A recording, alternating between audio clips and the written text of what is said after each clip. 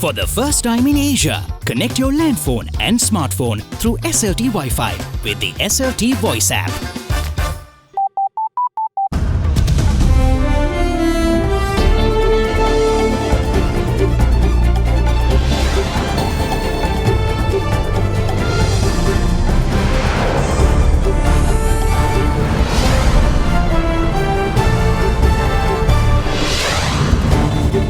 Tonight in your headlines, to the gallows, the president signs off on the death penalty for 4 convicted drug dealers. MP Rashad and Army Commander testifies. The Parliamentary Select Committee session fails to live up to the box office billing. Sovereignty at stake. Former diplomat Palitha Kohona decrees the secretive conduct on AXA and SOFA pacts. Neither the Parliament nor the people could say that, of course, we entered into that agreement, but we didn't know what it was all about. A leg up from the Supreme Court. Attorney General agrees to amend indictments against former Defence Secretary Gotabaya Rajapaksa. All this and much more coming up tonight, this Wednesday, the 26th of June 2019. මුහුණ සති කීපයකට කලින් ෆෑරන් Lovely මෙන් ගෑවට පස්සේ Marx අඩු වෙලා ෆෑනස් වැඩි වෙලා. Marx අඩු කරලා ඔයාගේ ෆෑනස් ස්ටෑන්ඩඩ් එක වැඩි කරගන්න. Fair and Lovely Men anti marks cream.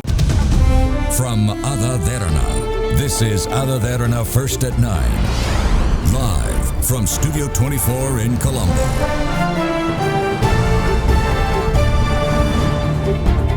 A very warm welcome. This is First at 9 and tonight we begin with your top story making news. Today's session at the Parliamentary Select Committee probing the Easter attacks was billed to be box office.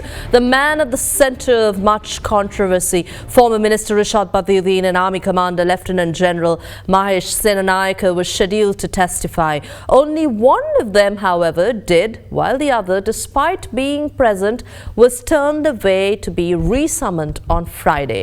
Media personnel covering the proceedings also had to vacate the room during the proceedings as sensitive matters pertaining to national security were taken to be.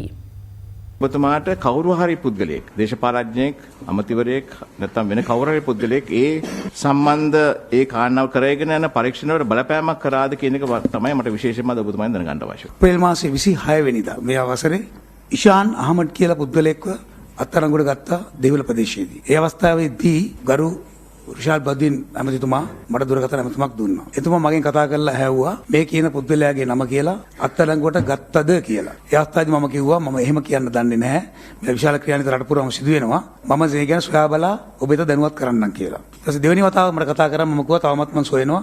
මට උත්තරයක් මේ වෙලාවේ දෙන්න බෑ කියලා. ඒ අවස්ථාවේදී මම යුද හමුදාය බුද්ධ්‍යංශය විශ්ව බලකාය තමයි රාජකාරී කළ කොරම් ප්‍රදේශයේ ඒ අයලුන්ගෙන් අසා සිටියා මේ පුද්ගලයා මෙහෙම නම තියෙන පුද්ගලෙක් අතරු අරන් තියනවාද කියලා. මට තහවුරු වුණා ඒ පුද්ගලයා අරගෙන තිබෙනවා කියලා. නැවතවතාවක් සවස් වරුවේ එතුමා කතා කරපු වෙලාවේදී මම කිව්වා ඔව් අතරු අරන් තියනවා. එතුමා මේ කෝල් එකක් මට දෙන්න ඕනේ. අත් වශයෙන්ම තව අවුරුදු එකමාරකට පස්සේ කියලා. මම මේක ඉතා සුවද සාකච්ඡාවක්. කිසිම වෙලාවක එතුමා මට බල කිරීමක් කළේ නැහැ. මගෙන් අසා සිටීමක් කරා. ඒ සමහර අවස්ථාවලදී මම මේක පාවිච්චි කරලා තිනවා ඉල්ලීමක් කරා කියලා. තුන්වෙනි අවස්ථාවේදී එතුමා මට කිව්වා මේ පුද්ගලයා එතුමාට වැඩ කරන යම්කිසි නිලධාරියෙක්ගේ උසස් නිලධාරියෙක්ගේ පුතෙක්. එම නිසා පොඩ්ඩක් හොයලා බලන්න මොකද්ද කරන්න පුළුවන් කියලා. අවුරුදු එකමාරක කතාව කිව්වේ නිකන් විහිළුවට වගේද? ඇත්තටම වෙනකොට බුදුවා දන්නේ නැහනේ අවුරුදු එකමාරක් ඉන්න වෙයිද කියනවා. අපේ අත්දැකීම් අනුව මේ ත්‍ස්තවාදී පනත ඒ දවස්වල තිබ්බේ. ඊට පස්සේ හදිසි නීතිය ඒ කාලෙදී කොහොමත් අවුරුදු එකමාරක් දක්වා කෙනෙක්ව රඳවගෙන පරීක්ෂණ කටයුතු කරන්න පුළුවන් බව මම දන්නවා. ඒ වෙනකොට ඒ පුද්ගලයා ත්‍ස්තවාදීයෙක්ද කියලා සනාත වෙලා ඒ ආරාජ්‍ය ඔබතුමාට ඇවිල්ලා තිබ්බේ නැහනේ මොකද? සාමාන්‍ය දැනුමක් තිබ්බා සම්බන්ධයි කියලා. මොකද මෙම ජාලය පිළිබඳව අපිට දැනුමක් තිබෙනවා. ඒ ජාලයේ ඉන්න අයවලුන් තමයි අතරගුණ ගැනීම ඒ ලාවේ කළේ. අපි ඒ ජාලය හඳුනාගෙන තිබ්බා. ඒ හඳුනා ගැනීම උඩ මෙම පුද්ගලයා මෙම සංවිධානයට සම්බන්ධ බව මහා බුද්ධ්‍යංශ මාර්ගයෙන් දැනුවත් වෙලා ඉන්නේ. දැන් තියෙන තත්ත්වය අනුව මේ ත්‍රස්ත ක්‍රියා යම් විදියකින් අපි ජයග්‍රහණය කරලා තිබෙනවද? යුද හමුදාව, නායක හමුදාව, ගුවන් හමුදාව, පොලිසිය එකතු වෙලා බුද්ධ්‍යංශ මාර්ගයෙන් දැන් සිදු කරන්න යන්නේ. මේ තවදුරටත් වර්ධනය වීම නවත්වන්න. මේක ඉවරයි කියන වචනයක් කාටවත් කියන්න බෑ. ඒක ප්‍රායෝගික නැහැ. ඉන්ටෙලිජන්ස් ඒ කියන්නේ අනිත් රටවල එක බැලුවම සහ යුද්ධ ජයග්‍රහණය කරනකොට සරසපන්සික ඇතුලේ ඒ වගේම තියෙන සුපිරිභාවය තිබෙනවද? ඉතාමත් උසස් තත්ත්වයක ලෝකයේ පිළිගත හැකි ත්‍රස්තවාදීන් පරාජය කරපු හමුදාවක් හැටියටත් ඒ බුද්ධ්‍යංශ ඒ විදිහට කටයුතු කළා. නමුත් පසුකාලීන පසුගිය වසර 10 තුලදී යම් යම් පසුබෑමකටපත් වෙන්න පුළුවන්. කොහොම නමුත් නමුත් අපි ශක්තිමත් වෙලාට වඩා එකමුතුකම තමයි මෙතන අවශ්‍ය කරලා තියෙන්නේ. ත්‍රස්තවාදියා දෙන්න ඕන පණිවිඩය දෙන්න එක මිනිහෙක් හිටියම ඇති. ඒක වෙඩි බෙහෙත් වලින්ම පවණක් නෙමෙයි. වාහනයකින් වෙන්නට පුළුවන්, පීයකින් වෙන්න පුළුවන්, ගින්දරකින් වෙන්න පුළුවන්, වතුරෙන් වෙන්න පුළුවන්.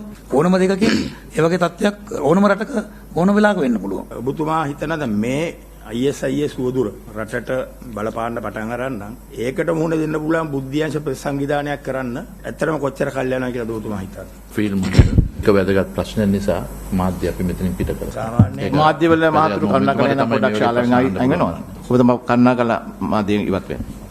Meanwhile, former Minister Rishad Badiuddin, who was scheduled to testify before the committee today, was informed that his session will be postponed to the 28th of June.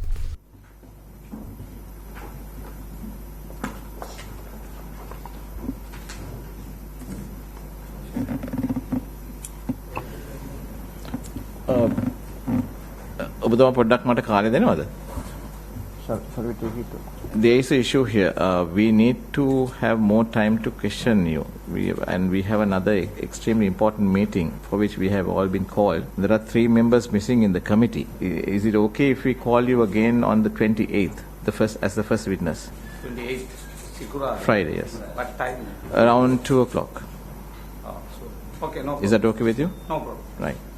Thank you very much. So we will leave out the vote and we will meet you again on the 20th at 2 o'clock. Thank you very much.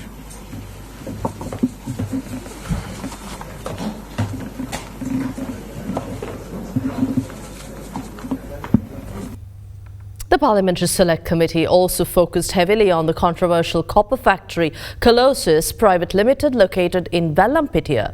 Now, the factory compound was identified as the location where suicide bombs for the Easter attacks were manufactured. Owned by prominent spice trader Mohammed Yusuf Ibrahim, the factory underwent severe security investigations following the Easter attacks.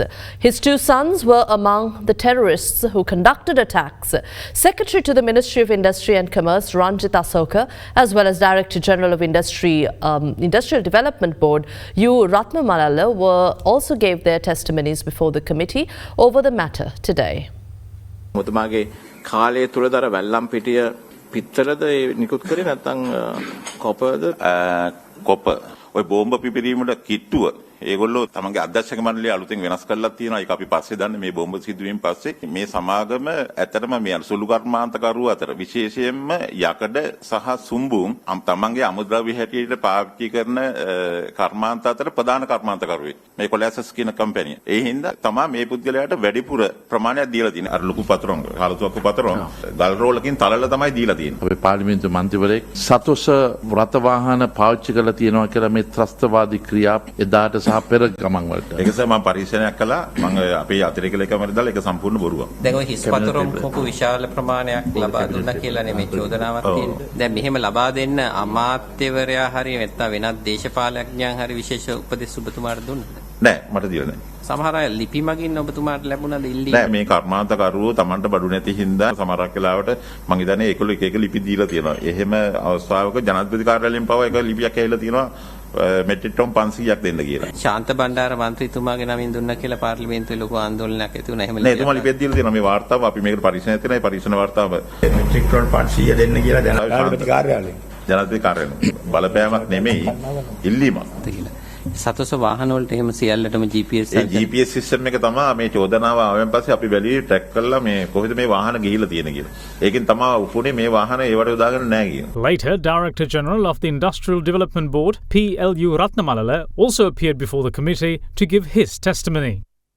ශාන්ත බණ්ඩාර කියලා මහත්මයාගෙන් ලිපියක් ලැබුණාද මේ ආందోලනය? ලිපියක් ලැබිලා තියෙනවා file එකේ තිබ්බා. නමුත් අපිට ඒ අනුව කටයුතු කරන්නට බෑ. එතුමා ලිපියේ වල තියෙන්නේ පුද්ගලිකව ශාන්ත බණ්ඩාර හැටියටද නැත්නම් යම්කිසි අමාත්‍යාංශයක සේවය කරන්නේ හැටියට? ජනාධිපති කාර්යාලය තියෙන්නේ.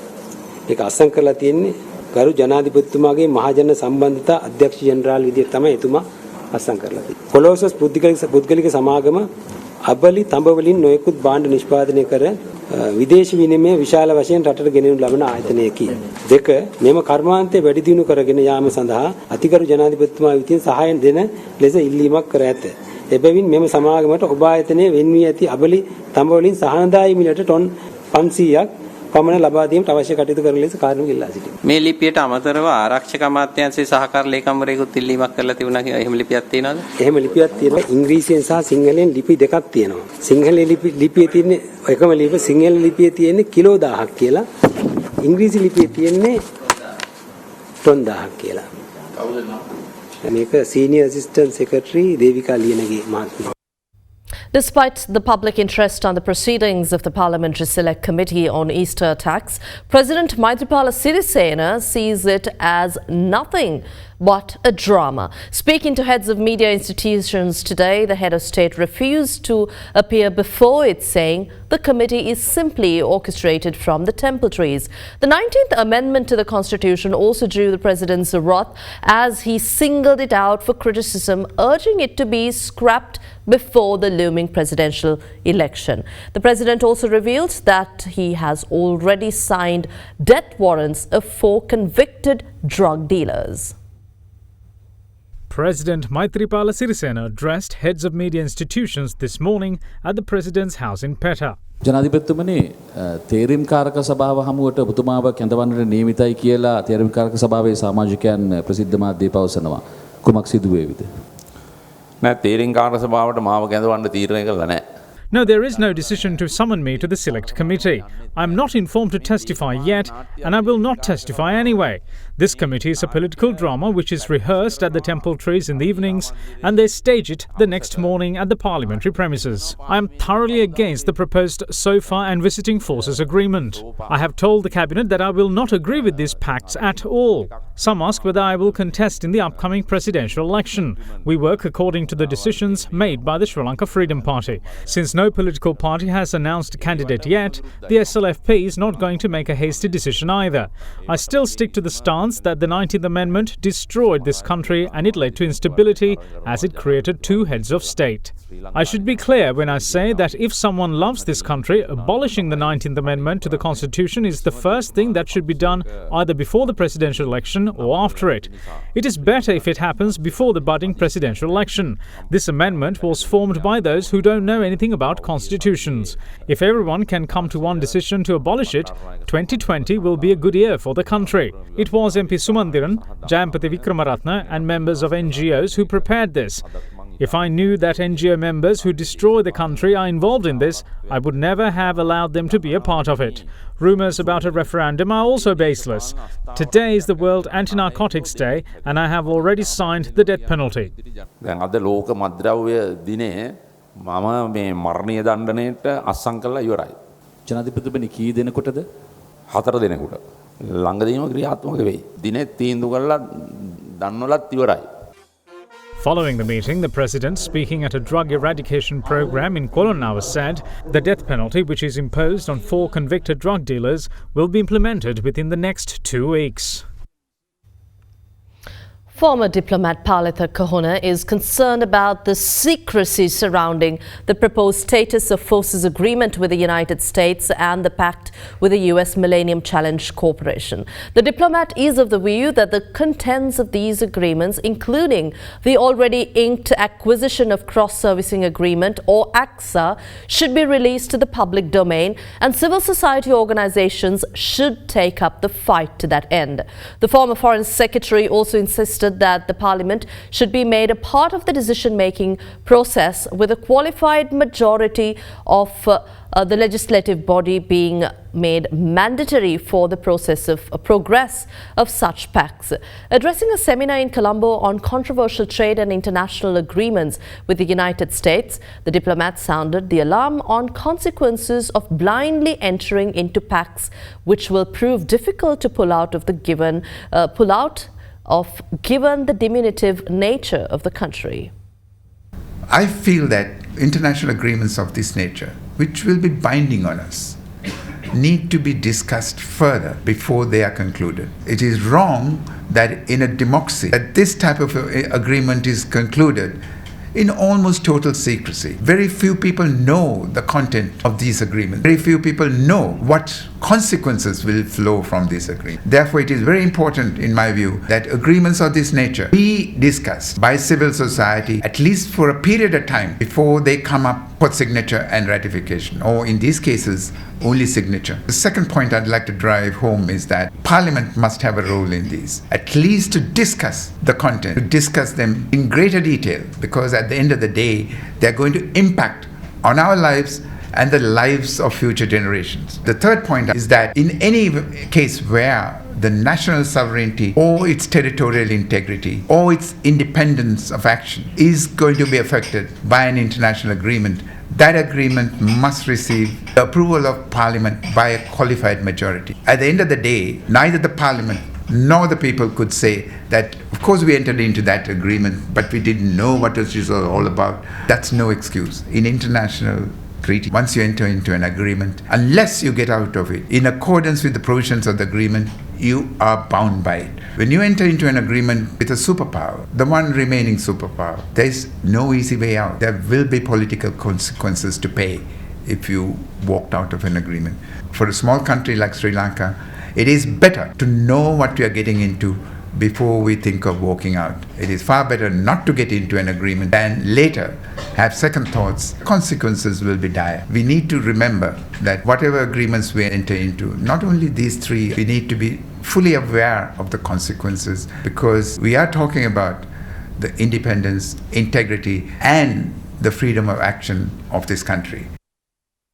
The 41st session of the Human Rights Council is currently underway in Geneva. After United Nations Human Rights Chief Michelle Bachelet expressed concern on Sri Lanka, Sri Lanka moved to respond, highlighting the positive strides the country has made in addressing human rights concerns, national security imperatives, as well as reconciliation priorities.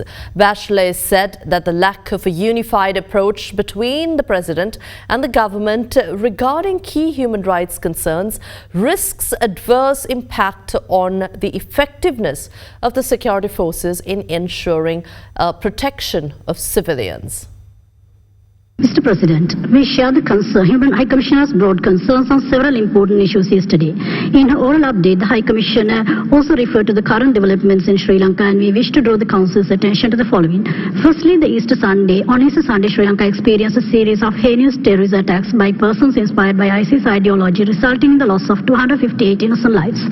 We are pleased to inform the Council that 2 months after the attack, significant progress has been made in assuring the security of all Sri Lankans and restoring law and order. The emergency regulations were necessary to empower armed forces to carry out their duties. We acknowledge the understanding and support extended by all stakeholders, in particular the Muslim community, in this regard. Secondly, the incidents of violence that occurred 3 weeks after the attacks in a few places by mobs were speedily brought under control. Investigations have revealed that they have been orchestrated by politically motivated individuals. Thirdly, as echoed by the High Commissioner, the government has initiated a setting up of an interreligious council aimed at raising awareness, solidarity, peace, building peace and reconciliation. Fourthly, Sri Lanka's national institutions continue to make interventions on issues pertaining to violence and extremism, and we note High Commissioner's encouraging remarks on the Human Rights Commission of Sri Lanka in this regard. Finally, the government would continue to engage with the UN human rights systems and international partners. Opposition leader Mahinda Rajapaksa emphasizes that the Easter attacks not only took away the people's right to life, but also the right to practice religion, as fear continues to keep them away from religious institutions. Speaking at the 3rd National Assembly of the Nindahas Kala Sandana in Panadura last evening, the opposition leader also touched on the topic of presidential candidate.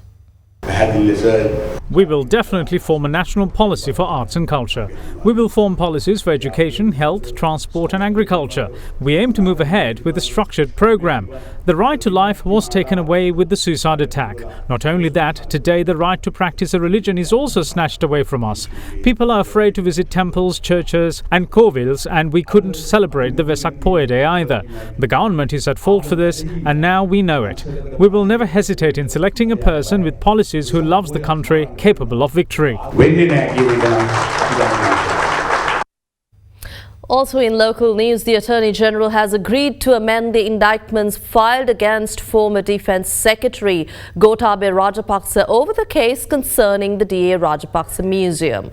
The Attorney General had filed indictments with the Permanent High Court at bar against the former Defence Secretary, accusing him of misusing state funds when constructing the museum in Hambantota. Rajapaksa's attorney submitted an appeal to the Permanent High Court at bar seeking to amend the indictments against their client, but it was rejected. Attorneys of the former Defence Secretary, however, once again filed an appeal with the Supreme Court.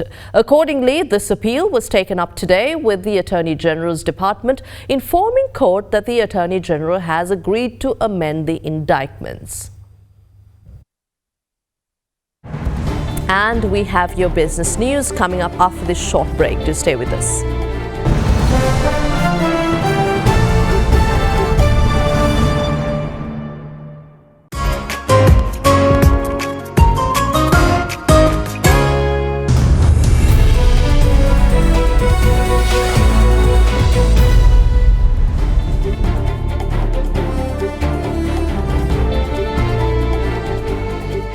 In your business news, the Ministry of Tourism Development has launched 5 new packages for Indian tourists wishing to travel in Sri Lanka. The packages are part of the government's strategy to boost the hard-hit tourism sector following Easter Sunday attacks. India is Sri Lanka's largest source market, which received 2.3 million tourists last year, with around 425,000 Indians visiting the country. However, the Easter attacks led to mass cancellations where hotel occupancies fell as arrivals decreased 70% in May. Now efforts are underway to woo tourists following the withdrawal of security advisories by 12 countries, including India.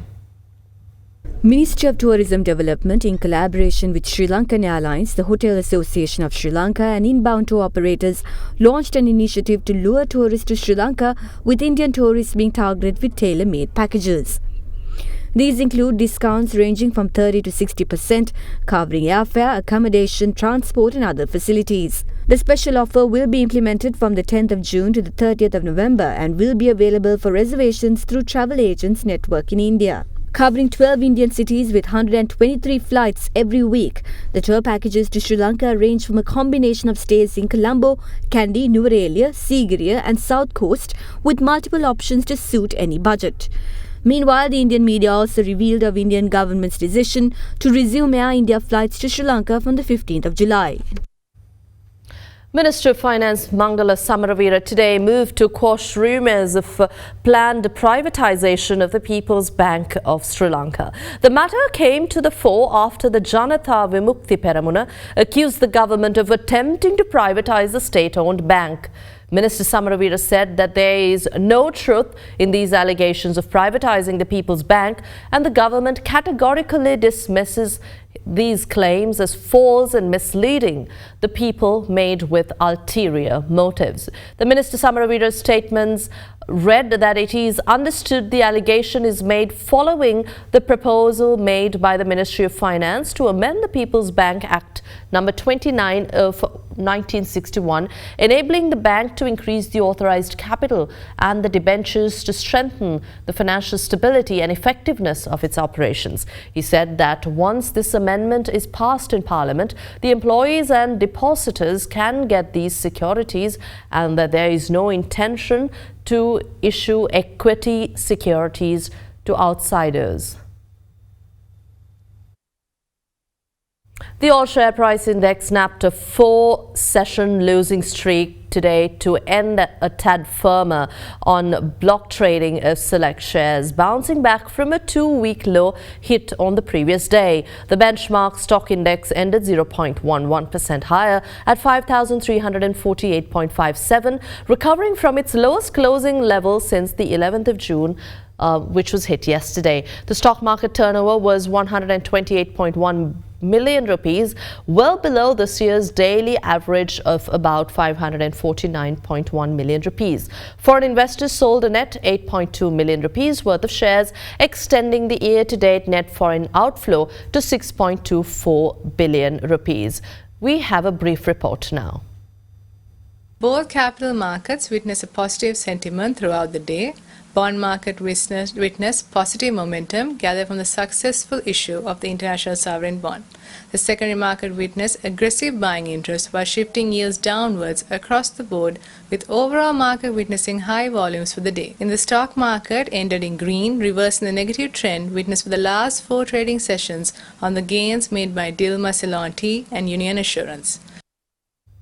And in the currency market, the Sri Lankan rupee edged down at 178 rupees and 21 cents against the US dollar today. The rupee is up 3.45% for the year, but analysts expect it to weaken further as money flows out of stocks and government securities. Here's a look at how the Sri Lankan rupee traded against other major currencies of the world today.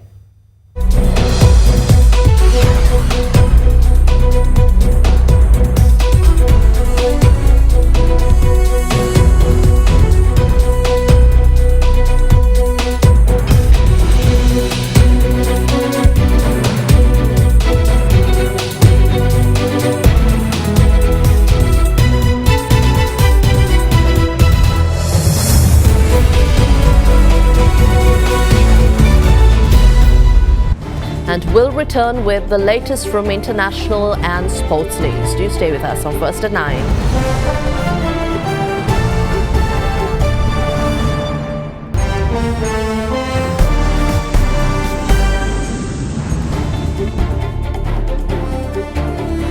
Taking you to international news, U.S. Secretary of State Mike Pompeo met with Indian Foreign Minister Subramaniam Jaishankar in New Delhi today during a visit aimed at quelling strained ties over trade and defense issues.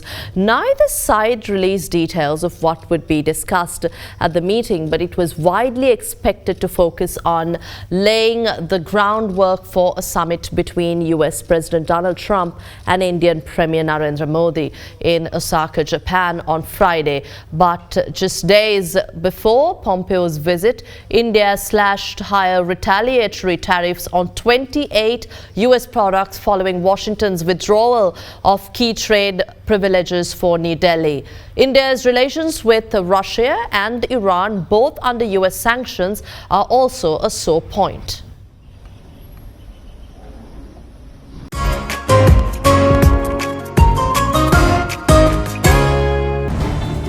And that wraps up tonight's edition of First at 9. Thank you for joining us. Do log on to www.adaderana.lk for the very latest. I'm Indi Briyamuatha. Good night.